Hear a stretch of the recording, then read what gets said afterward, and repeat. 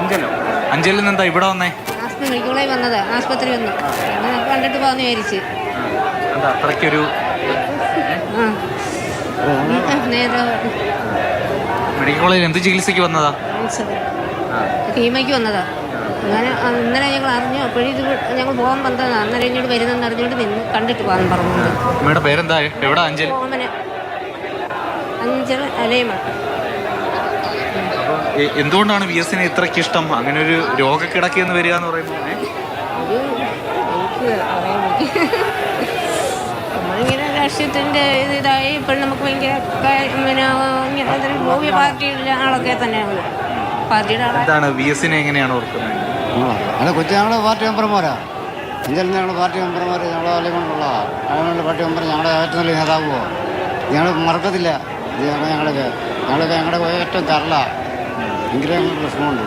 എന്തായിട്ടും വിഷമമുണ്ട്.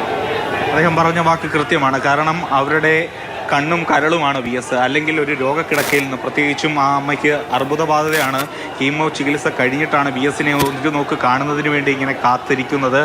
അവർക്ക് ആ ആശുപത്രിയിൽ നിന്ന്, ഇവിടെ ഉള്ളൂർ ആണ് സമീപത്തുള്ള സ്ഥലം, അവിടെയാണ് മെഡിക്കൽ കോളേജ് ഉള്ളത്. അവിടെ നിന്നും ഏതാണ്ട് മണിക്കൂറുകളായി ഇങ്ങനെ ഇവിടെ കാത്തു നിൽക്കുകയാണ് വി എസിനെ, തങ്ങളുടെ പ്രിയ നേതാവിനെ, തങ്ങളുടെ കണ്ണും കരളുമായ നേതാവിനെ കാണുന്നതിന് വേണ്ടിയുള്ളൊരു കാത്തിരിപ്പ് ഇങ്ങനെ തുടരുന്നു. നമുക്ക് ആ ദൃശ്യങ്ങൾ കാണാം. കുഞ്ഞുങ്ങളെല്ലാം തോളിൽ ഇങ്ങനെ ഏറ്റുവെച്ചുകൊണ്ട് പ്രിയ നേതാവിനെ ഒന്ന് കാണിക്കാൻ, അത് തലമുറകളിലേക്ക് ആ ചരിത്ര പുരുഷൻ ചെയ്ത കാര്യങ്ങൾ, അതോടൊപ്പം അദ്ദേഹം നൽകുന്ന മൂല്യങ്ങൾ, അതെല്ലാം പകർന്നു നൽകുന്നതിന് വേണ്ടി കുട്ടികളുമായി എത്തുന്ന അനേകം ആയിരം ആളുകളുണ്ട്. അവരെല്ലാം ഇങ്ങനെ കാത്തു നിൽക്കുകയാണ്. മണിക്കൂറുകളായി കാത്തുനിൽപ്പ് തുടരുകയാണ് എന്നുള്ളതാണ്. അമ്മ എങ്ങനെയാണ് വി എസിനെ എങ്ങനെയാണ് ഓർക്കുന്നത്?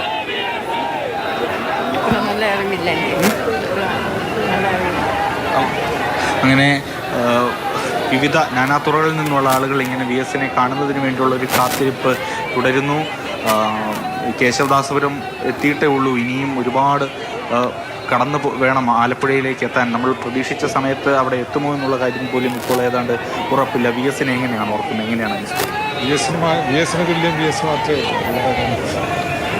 വി എസിനെ കേരളത്തിലെ ഇനി അദ്ദേഹത്തെ അതേപോലുള്ള ഒരു നേതാവിന് ഈ അടുത്ത കാലത്തൊന്നും ഈ നൂറ്റാണ്ടിലുണ്ടാവുമെന്ന് തോന്നുന്നില്ല. ആൾക്കാരുടെ ജനഹൃദയങ്ങളിൽ കാണുമ്പോൾ തന്നെ അറിയാം, ജനഹൃദയങ്ങളിൽ ജീവിക്കുന്ന നേതാവാണ്. സ്വാഭാവികമായും ആൾക്കാർക്ക് എല്ലാവർക്കും അതിനകത്ത് പാർട്ടി മറ്റ് ജാതി ചിന്തകളൊന്നും തന്നെ ഇല്ല. ആകെയുള്ളത് വി എസ് എന്ന് പറയുന്ന ആ നേതാവിൻ്റെ ആ ഒരു കരീഷ്മ തന്നെയാണ്. അത് തീർച്ചയായിട്ടും ജനങ്ങളിൽ നല്ലപോലെ ഉള്ളിൽ ചെന്നിട്ടുണ്ട്. അതുകൊണ്ട് തന്നെയാണ് ആൾക്കാരെ വി എസ് എന്നുള്ള ആ ഒരു രണ്ട് വാക്ക് തന്നെ വളരെ ആൾക്കാരിലെ ഇത് ചെയ്തിട്ടുണ്ട് എന്നുള്ളതാണ്. ചേട്ടൻ്റെ സ്ഥലം എവിടെയാണ്? എന്തെങ്കിലും തരത്തിലുള്ള ഒരു ബന്ധം ഇല്ല. ഞാനിവിടുത്തെ മനീഷ് നേരത്തെ പരിചയം ഉണ്ടോ? നേരത്തെ കണ്ടിട്ടുണ്ടോ? വി എസിനെ കണ്ടിട്ടുണ്ട്. വി എസിൻ്റെ പ്രസംഗങ്ങളൊക്കെ കേട്ടിട്ടുണ്ട്. വി എസിനെ കാണുന്നതിന് വേണ്ടി എത്തിയിരിക്കുകയാണ്. വളരെ വിഷമമുള്ള വാർത്തയായിരുന്നു. നല്ല കൊച്ചുനാളിൽ കേട്ടിരുന്നൊരു വാക്കാണ് വി എസ് അച്യുതാനന്ദൻ എന്ന ഒരു വലിയ മനുഷ്യനെ കുറിച്ച്. അതെല്ലാം കാണാനെത്തിയിരിക്കുകയാണ്. അങ്ങനെ പ്രായം ഇവിടെ ഒരു ഘടകമല്ല. അത്രയധികം ആളുകൾ ഇങ്ങനെ കാണുന്നതിന് വേണ്ടി കുഞ്ഞിനെയൊക്കെ തോളിലേറ്റ് വന്നിരിക്കുകയാണല്ലോ വി എസിനെ കാണുന്നതിന് വേണ്ടി, അല്ലേ? എവിടുന്നാണ് വരുന്നത്? എൻ്റെ നാട് കൊല്ലമാണ്. ഞാൻ ജോലി സംബന്ധമായിട്ട് ട്രിവാൻഡ്രത്താണ് വർക്ക് ചെയ്യുന്നത്. എന്താണ് വി എസിനെ എങ്ങനെയാണ് അനുസ്മരിക്കുന്നത്? വി എസിനെ വിദ്യാർത്ഥി കാലഘട്ടത്തിൽ തൊട്ടേ വി എസിൻ്റെ സമരങ്ങളുമൊക്കെ കണ്ട് വളർന്നു വന്ന ഒരു യൗവനമായിരുന്നു ജീവിതത്തിലുണ്ടാകുന്നതെല്ലാം. ജീവിതത്തിലെല്ലാം വളരെയേറെ സ്വാധീന നേതാവാണ്, രാഷ്ട്രീയ നേതാവായിരുന്നു വി എസ് അച്യുതാനന്ദൻ.